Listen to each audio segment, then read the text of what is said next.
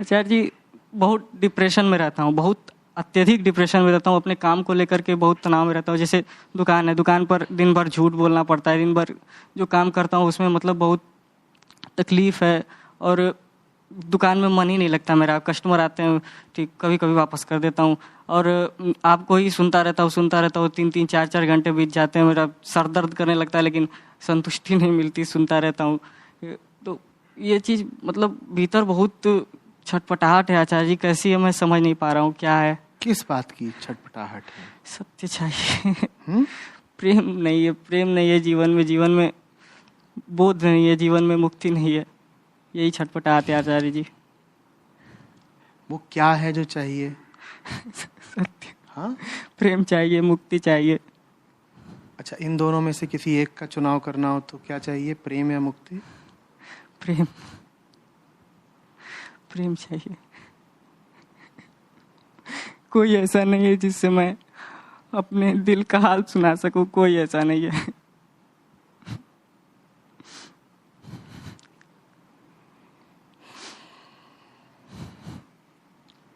क्या उम्र है तुम्हारी? 19 वर्ष। किस चीज की दुकान है? प्लास्टिक की। शांत बैठो, शांत बैठो। आचार्य जी, यहाँ किस शहर से हो? मऊ। मैं आचार्य जी का मैंने बहुत मतलब इधर उधर से मैंने पैसा जोड़ करके कैसे कैसे मैं यहाँ आया। आपसे मिलना चाहता था 4 दिन से, आज नोएडा में हूँ, लेकिन अच्छा, क्या हो जाए तो शांत अनुभव करोगे? जो तुम्हारी दिनचर्या है जिसमें तुम कहते हो प्रेम नहीं है और मुक्ति नहीं है, उसमें तुमने कहा कि कोई है नहीं जिससे दिल की बात कर सको, तो क्या हो जाए, क्या मिल जाए तो शांत अनुभव करोगे? आचार्य जी, आपका सानिध्य मिल जाए बस, और कुछ नहीं चाहिए। इससे बड़ी बात मेरे लिए कुछ नहीं होगी। बस यही चाहता हूँ, पूरे दिल से चाहता हूँ। नहीं, मेरा सानिध्य तो तुम्हारे लिए एक विचार भी अधिक से अधिक पिछले 2 सालों में बना होगा। परेशान तो तुम कह रहे हो पिछले 5-6 सालों से हो, जब से तुम जवान हुए। आचार्य जी, मैं एक सच्चे गुरु की तलाश में था, जो कि मैं इधर उधर ढूंढा, बहुत खोजा, इधर उधर, मुझे कुछ भाया नहीं, कहीं नहीं भाया। गुरु की तलाश, मेरे साथ रहो थोड़ा अभी। सानिध्य कह रहे हो ना, तो अभी साथ रहो। गुरु की तलाश शुरू ही होती है किसी परेशानी से। दुख ना हो तो मुक्ति की कोई जरूरत भी नहीं है। तो वो मूल परेशानी क्या है जिससे तुम 5-6 साल से त्रस्त ही हो, जिसके कारण तुम अध्यात्म की ओर गए? काम वासना। तो उसमें मेरा सानिध्य लेके क्या करोगे? नहीं तो ठीक है, बात सही है, लेकिन उससे उससे मुक्ति मुझे चाहिए, कहाँ मिलेगी? उससे मुक्ति तो चाहिए ना। परेशान हूँ उससे, लेकिन मुक्ति उससे चाहिए। अब जा करके थोड़ी तुमने पते की बात करी।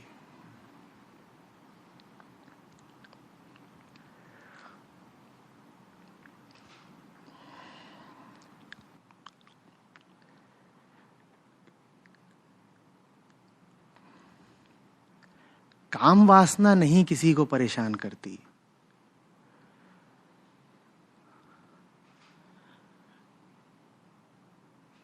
तुम क्या हो, काम क्या है, इसके प्रति नासमझी से परेशान होते हैं लोग।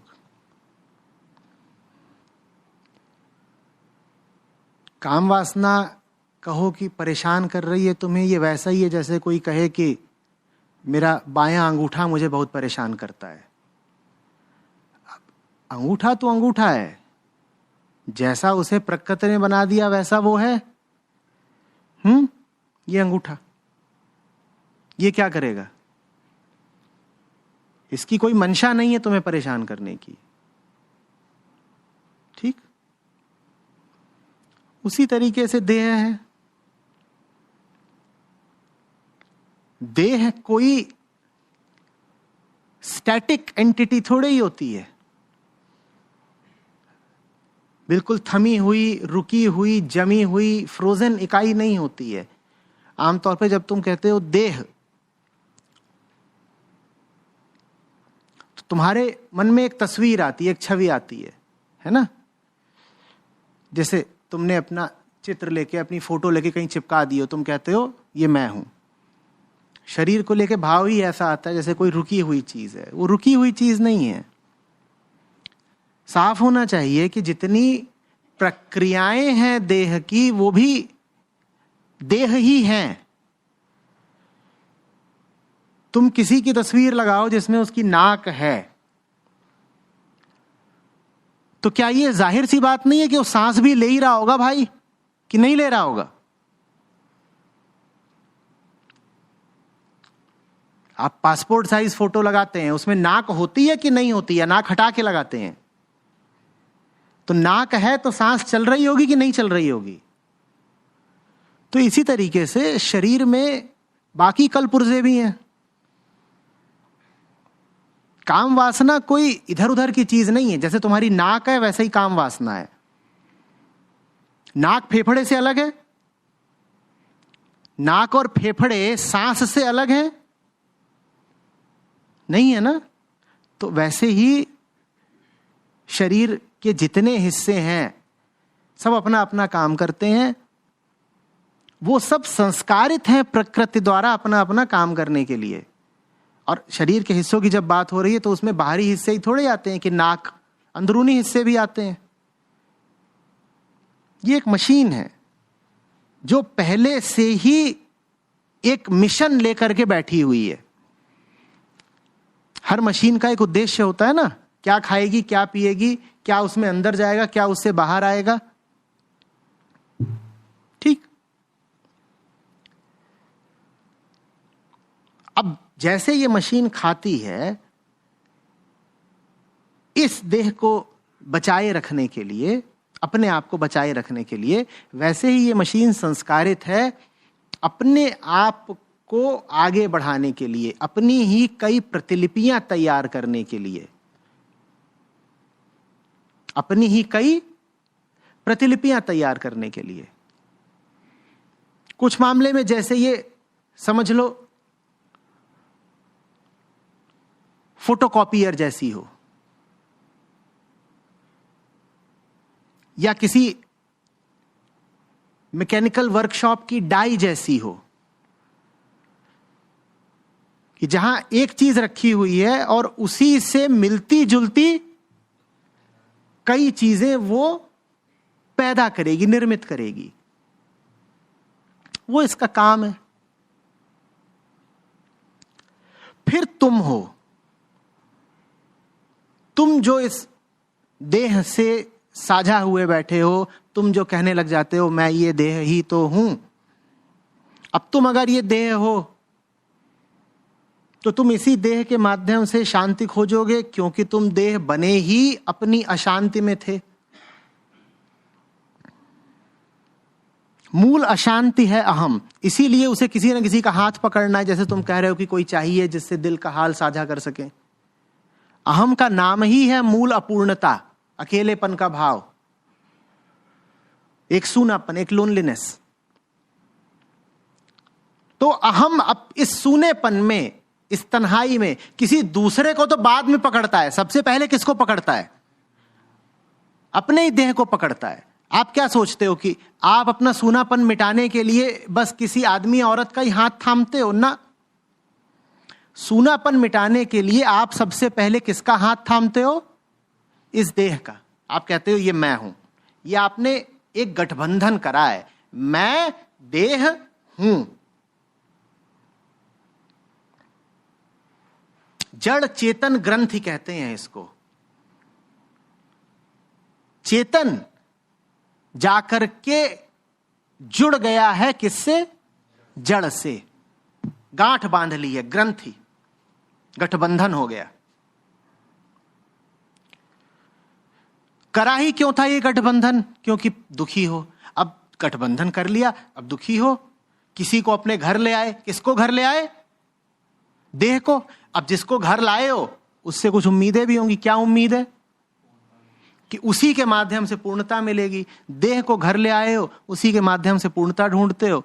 अब देह लेकिन तुम्हारे लिए थोड़ी ही बनी है भैया। जैसे तुम कोई आदमी औरत घर ले आते हो और उसके माध्यम से फिर रौनक ढूंढते हो ना, और पूर्णता ढूंढते हो ना, कि अब मेरी जिंदगी में बहार आ जाएगी, पूरापन आ जाएगा, ये हो जाएगा, वो हो जाएगा। लेकिन तुम भूल ही जाते हो कि जिसको तुम अपने घर लेकर के आए हो वो तुम्हारे लिए थोड़ी ही बना है। लेकिन जब उसको घर लाते हो तो तुम्हारी उम्मीदें कुछ ऐसी ही होती हैं कि मेरी जिंदगी में जो जो कुछ बर्बाद था अब आबाद हो जाएगा। काहे कि हमने किसी का हाथ थाम लिया है अब। उसी तरीके से तुम देह से ये उम्मीद रखते हो कि मेरी सारी कामनाएं देह पूरी कर देगी। देह काहे को पूरी कर दे? देह अपने आप में एक स्वतंत्र यंत्र है। वो एक इंडिपेंडेंट मशीन है जो तुम्हारे बिना भी काम करती है। प्रमाण, तुम सो जाते हो, देह काम नहीं करती रहती।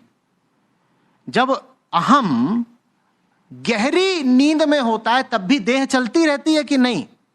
तो देह को तो तुम्हारी जरूरत भी नहीं। उसके पास अपना काम है, अपना मिशन है, अपने सरोकार, अपना एजेंडा है उसके पास।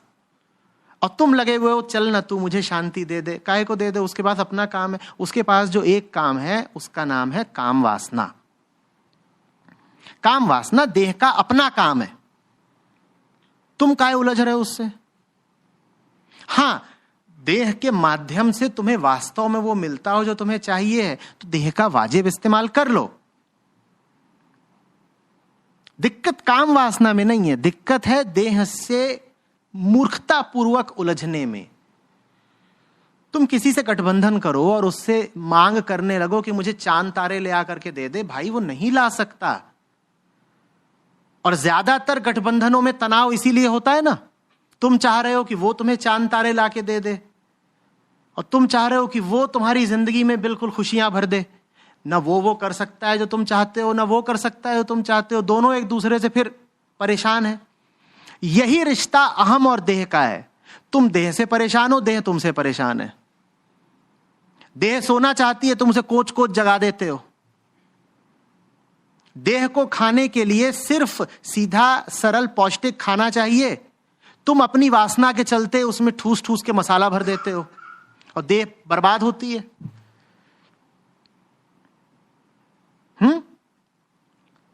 सब वासनाएं किसकी? तुम्हारी। भुगतना किसको पड़ता है? देह को। तनाव तुम लेते हो और दिल का दौरा देह को आ जाता है।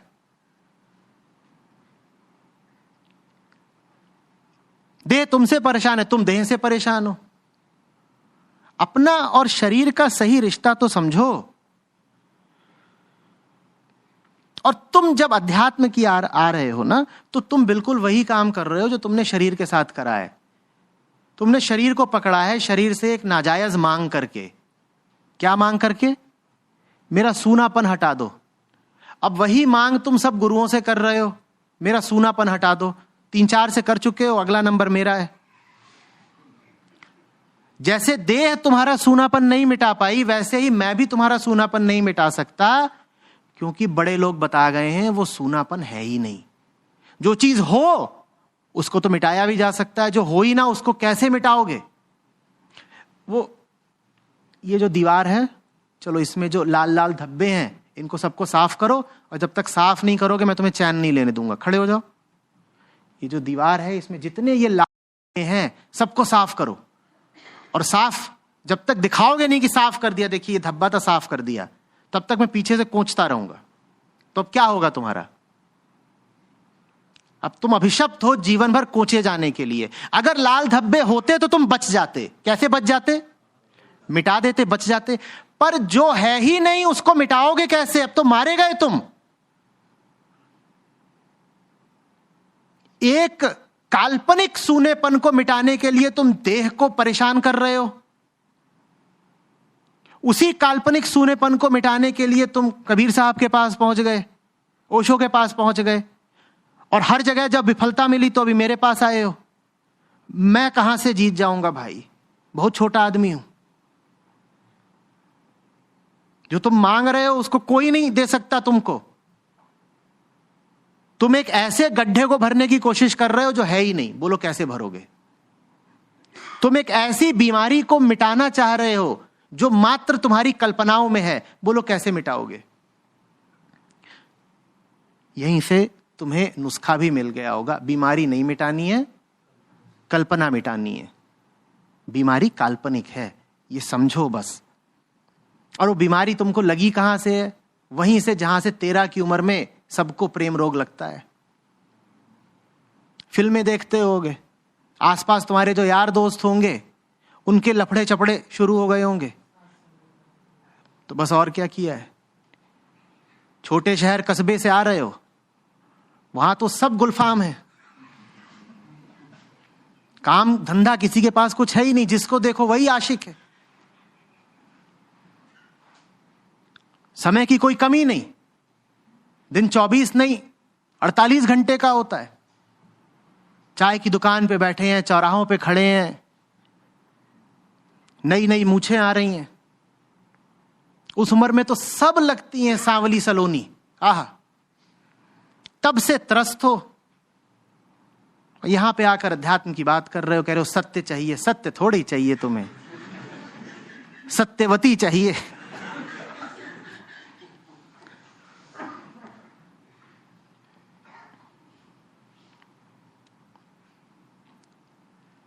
सत्यवती से भी अगर तुम्हारा इलाज हो सकता तो मैं प्रार्थना करता कि मिल जाए तुम्हें सत्यवती कोई। तुम्हें सत्यवती मिल गई, तुम उसको परेशान कर डालोगे और लाभ तुम्हें कुछ नहीं होने वाला, बल्कि और ज्यादा तुम हताशा में घुस जाओगे, अवसाद में, डिप्रेस हो जाओगे। कहोगे मिल गई सत्यवती लेकिन कुछ पा नहीं रहा हूं। ऐसा करना, सत्र के बाद यहां जितने लोग बैठे हैं ना थोड़ी चढ़ी उम्र के, उनसे कहना बस 2 मिनट दे दिए। सबसे यही पूछना कि मेरी उम्र में आपको भी यही चाहिए था ना? कहेंगे। पूछना आपको मिला? कहेंगे मिला। फिर पूछना अब हाल क्या है?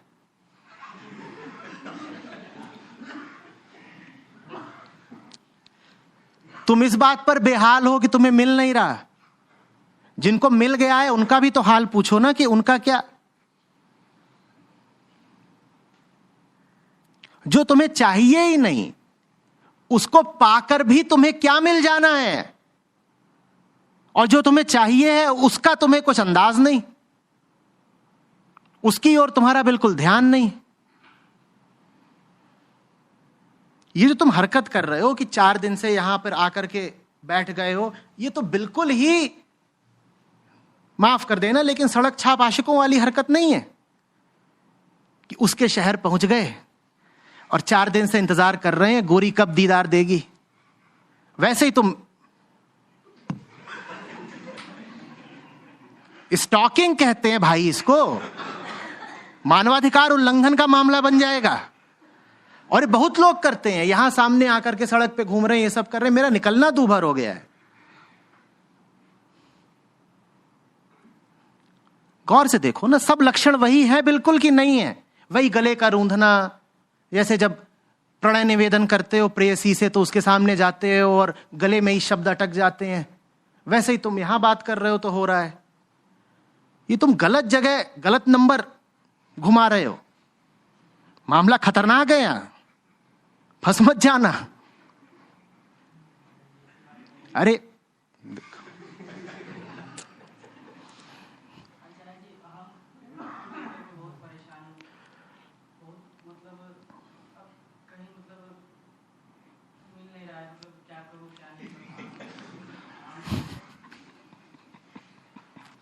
ये देखो ये कैसे हंस रहे हैं।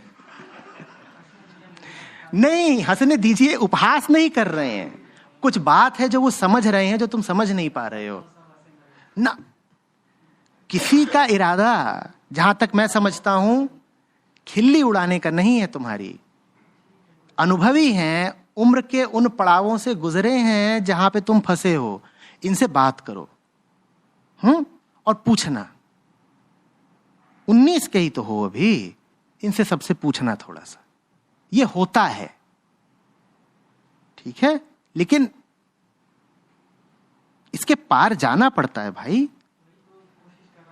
जिस तरीके से कोशिश कर रहे हो वो तुम्हें और डुबोएगी। ऐसे नहीं करते। समस्या यहां हो और उपचार तुम यहां करो तो उपचार होगा नहीं ना, नहीं होगा ना। और बीच बीच में वैसा लगेगा जैसा तुमने कहा कि साल भर तक मैं भजन गाता था, बड़ी शांति मिली, फिर शांति गायब हो गई। वो उसी तरह की सतही और झूठी शांति मिलेगी, क्योंकि तुम सही जगह अभी देख ही नहीं रहे हो।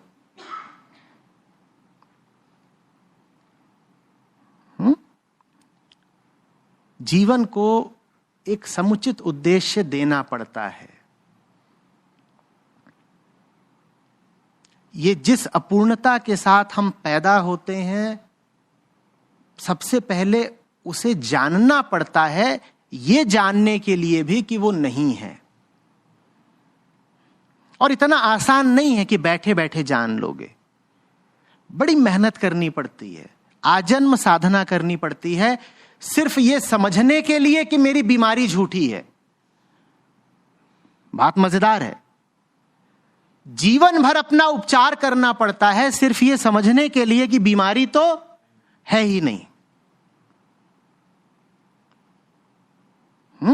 मेहनत करनी पड़ती है। ऐसे नहीं कि दुकान में है, वहां काम भी नहीं करते, पढ़ाई लिखाई पर भी बहुत ध्यान नहीं दिया। श्रम लगता है भाई, और उस श्रम में भजन कीर्तन सत्संग के अलावा भी बहुत कुछ आता है। कोई ये ना सोचे कि ये जो जीवन का कुरुक्षेत्र है, इसमें आप भजन कीर्तन करके ही जीत ले जाएंगे, या सत्संग करके, या कुछ किताबें पढ़ के। नहीं नहीं नहीं नहीं नहीं, जान का जोर लगाना पड़ता है, वैचारिक शारीरिक हर तरह की मेहनत करनी पड़ती है। तमाम तरह के द्वंद्वों से होकर गुजरना पड़ता है, एक से एक बड़ी बाधाओं को जीतना पड़ता है। आदमी का जन्म लिया है आपने, देवता भगवान नहीं है। आदमी अभिशप्त होकर के पैदा होता है तड़पने के लिए। उस तड़प के पार जाना हंसी ठट्ठा नहीं होता। न ये होता है कि कातर होकर के बस दो चार आंसू बहा दिए तो कोई अनुकंपावश तुम्हारा उद्धार कर देगा। ऐसे कोई अनुकंपावश तुम्हारा उद्धार नहीं कर सकता। वो सब किस्से कहानियों में होता रहा होगा कि ऋषिवर जा रहे थे, तभी एक आया और चरण पकड़ लिए बिल्कुल कि बड़े दुख में हूं, बड़ी मुसीबत में हूं, कल्याण करें। उन्होंने कहा तथास्तु। और वो जो आया था पांव पकड़ने, वो सहसा एक बलिष्ठ और सुंदर राजकुमार बन गया। ऐसा नहीं होता। कोई भी हो, गुरु हो, ऋषि हो, कोई हो, वो तुम्हें अधिक से अधिक कुछ बात बता सकता है, कुछ रास्ता दिखा सकता है। तुम्हें ही चलना है, तुम्हें ही मेहनत करनी है। कोई दिव्य चमत्कार नहीं होने वाले। बात समझ में आ रही है? अच्छा हुआ है तुम्हारे साथ कि कम उम्र में ही तुम्हें एक हुक उठ रही है, एक पीड़ा है तुम में। अब दोनों यहां से संभावनाएं हैं। समझोगे नहीं इस पीड़ा को, सस्ता रास्ता लोगे रोने का और आलस का, तो ये पीड़ा तुमको खा जाएगी। यही तुम्हारी जिंदगी बन जाएगी। ऐसे ही जीना, ऐसे ही मर जाना एक दिन। और दूसरा रास्ता है फिर साधना का। और साधना पुराना शब्द है, लेकिन उससे पुराने अर्थ मत ले लेना। जब मैं कहता हूं साधना, तो मेरा मतलब ये नहीं है कि 4 घंटे आसन लगा के बैठे हैं, कोई पूछे साधना कर रहे हैं। नहीं, जब मैं कहता हूं साधना, तो मेरा मतलब होता है पसीना बहाओ, दुनिया में निकलो। तुम क्या हो ये जानने के लिए तुम्हें दुनिया को समझना भी पड़ेगा और दुनिया से जूझना भी पड़ेगा। संसार को जाने बिना और संसार से उलझे बिना और संसार के बंधनों को काटे बिना अहम को न जानना संभव है, न मुक्ति देना संभव है। संसार और अहम एक ही सिक्के के दो पहलू हैं। जो संसार से मुंह चुरा रहा है, वो अहम को माने स्वयं को भी क्या जानेगा। दुनिया को समझो, दुनिया को जानो, दुनिया के खेल से लड़ करके अपनी आजादी पाओ। इसलिए पूछा मैंने क्या काम करते हो और उसमें कितना ध्यान है, कितना समय देते हो। और अगर बात को आगे बढ़ाता तो ये सब भी पूछता कि दिन तुम्हारा जाता किन चीजों में है, पढ़े लिखे कितना, और जहां पढ़े लिखे वहां अंक कितने पाए थे, ये सब भी पूछता। अध्यात्म ऐसे थोड़ी ही है कि दुनिया में बिल्कुल शून्य, कुछ जानते नहीं, कुछ समझते नहीं, कहीं लड़े नहीं, कुछ जीता नहीं, लेकिन आंतरिक दुनिया में सिकंदर हो जाएंगे, ऐसा नहीं होता है। अंदर जीत सको इसके लिए बाहर लड़ पाने का भी मादा होना चाहिए। ठीक है, धीरे धीरे आएंगी बातें समझ में। भावुकता से बचना, ध्यान पर जोर रहे, भावों पर नहीं।